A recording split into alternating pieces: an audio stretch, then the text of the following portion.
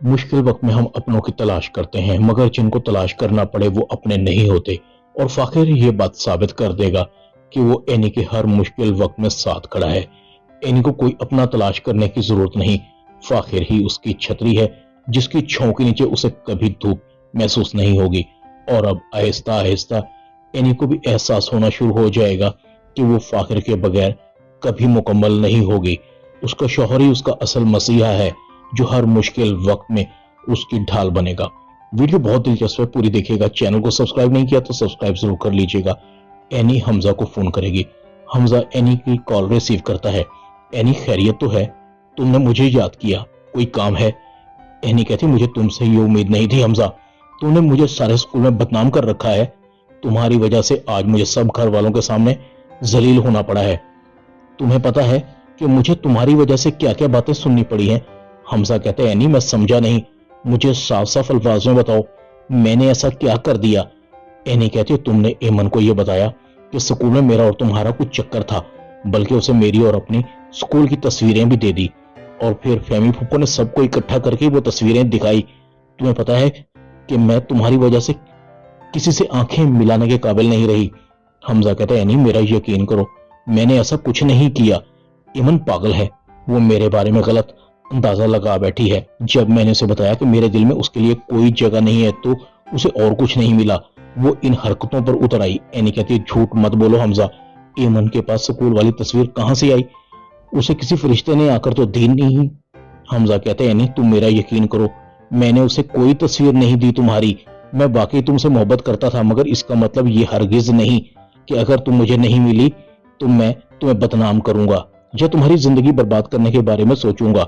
हमजा कहता है, अच्छा तुम फिक्र न करो, मैं पता करवाता हूं कि एमन को वो तस्वीर किसने दी है। हमजा सोचों में गुम था। ये एमन तो बिल्कुल बेवकूफ लड़की निकली, इस हद तक जाएगी मुझे ये अंदाजा बिल्कुल भी नहीं था।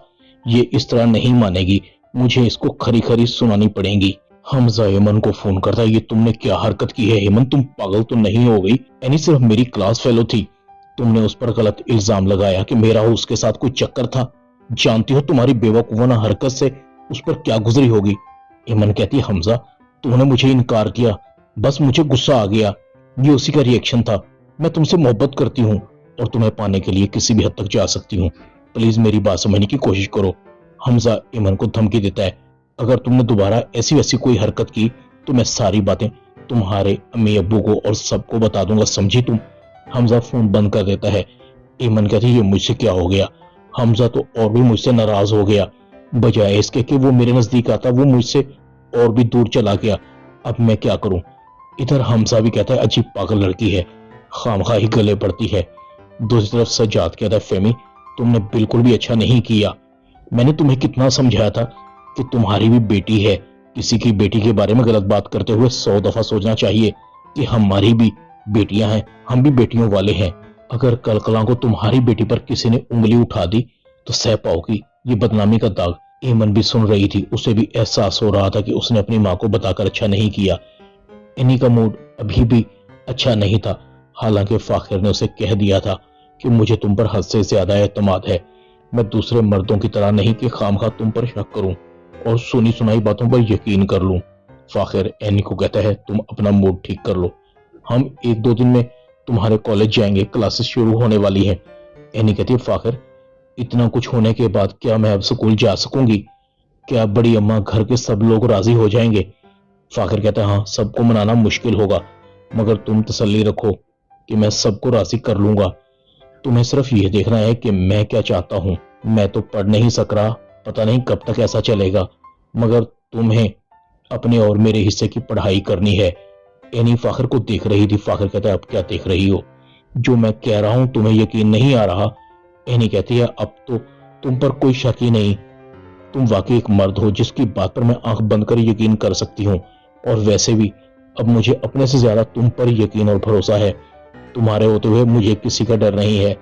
दूसरी तरफ आयशा कहती है, एनी छोड़ो तुम ये पढ़ाई वढ़ाई, घर को संभालो, औरत की इज्जत पर एक दफा दाग लग जाए तो सारी उम्र भी धोने में लग जाए तो धुलता नहीं है। वैसे भी अब सारे घर के लोग तुम्हारे पढ़ने के खिलाफ हैं, पहले तो इजाजत मिल गई थी मगर अब तो बिल्कुल भी नहीं मिलेगी। एनी कहती, अम्मी मैं स्कूल तो जरूर जाऊंगी, और फिर जब फाखिर को एतराज नहीं तो फिर किसी और के एतराज होने या ना होने से मुझे फर्क नहीं पड़ता। मैं आगे पढ़ना चाहती हूँ और पढ़ूंगी। आयशा कहती है, एनी तुम आग से खेल रही हो। एनी कहती, अम्मा अब तो आग से खेलना ही पड़ेगा। सारी उम्र की जी हजूरी के बाद आपको कुछ मिला तो सिर्फ एक सौतन मिली ना। मगर फिर भी मैं आपको बता दूं, फाखिर इस घर के सब मर्दों से बहुत मुख्तलिफ है। वो कभी मेरी इज्जत पर आंच नहीं आने देगा। आपने देखा नहीं, जब सब मुझ पर सवार हो रहे थे तो किस तरह से सबको खामोश करवा दिया था। आयशा कहती है, हाँ इसमें तो कोई शक नहीं है। जब उसे तुम्हारी हमायत करते देखती हूँ तो मुझे बहुत खुशी होती है। कम अज कम तेरी जिंदगी तो घुट घुट कर नहीं गुजरेगी। दूसरी तरफ साइका कहती है, ये एनी तो बहुत ही अच्छा छिंडी लड़की निकली है। दो लड़कों को अपने पीछे घुमा कर रखा हुआ है। फराज साहब, आपने देखा नहीं, वो लड़का तो एनी के पीछे पीछे इस्लामाबाद तक आ गया था और फिर किस तरह से उसने एनी को और फाखिर को जेल से छुड़वाया था। पता नहीं इन दोनों ने मिलकर हमारी आंखों में कितनी धूल झोंकी होगी। फराज कहता है, हाँ कुछ ऐसा ही है। ये हमारे वाला दौर नहीं है। आजकल के लड़के लड़कियां कुछ भी कर सकते हैं। ड्रामा मायरी में इतना ही। चैनल को सब्सक्राइब कर दें। शुक्रिया।